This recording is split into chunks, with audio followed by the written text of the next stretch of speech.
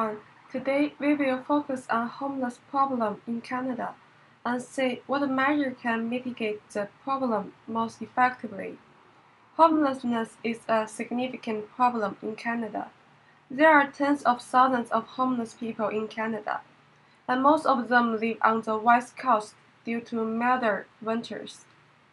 According to homelesshub.ca in 2014, there were nearly 35,000 homeless on any given night, and 50,000 couch surfers, who are sight people near homeless in Canada. For the severe situation, government intervention is necessary. And here comes to our topic, to see which of the following measures, cash transfer, vouchers, and subsidies, mitigates homelessness most effectively. Cash transfer is always the most direct way to increase people's quality of life.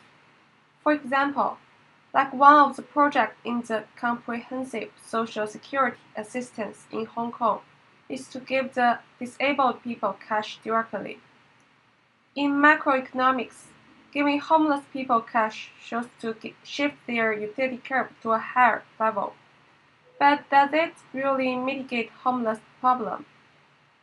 Consider if our government supports homeless people cash on the purpose of housing.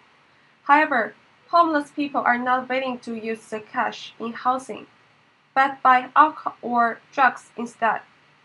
Then, providing financial aid to homeless people is meaningless. What is worse, in some extreme cases, those unplanned financial aids, such as cash transfer, contribute to crimes like welfare checks. Therefore, cash transfer is not an effective way to mitigate homeless problem, and probably could exacerbate other social problems. Now, let's talk about the second method, vouchers. To some extent, vouchers play the same role as cash transfer. The main difference between them is that vouchers are non-tradable and could only be used in housing, which somehow restricts homeless people's behavior of using financial aids. It seems like everything is settling okay this time, but if we consider the case that homeless people only be willing to spend as few money as possible to maintain their housing, that could cause negative externalities to their neighbors. An example could be that vouchers just provide a comfortable place to drug users and make their neighbors panic. So, vouchers can mitigate the problems to some extent, but it is still not the best option. Now, you may say then subsidies must be the best solution for homeless problem. Well, you are right, but please don't turn off the video and let me explain why subsidies could mitigate homeless problem. This is because if you want to apply subsidies from government, that's to say you are ready to pay part of payment for housing.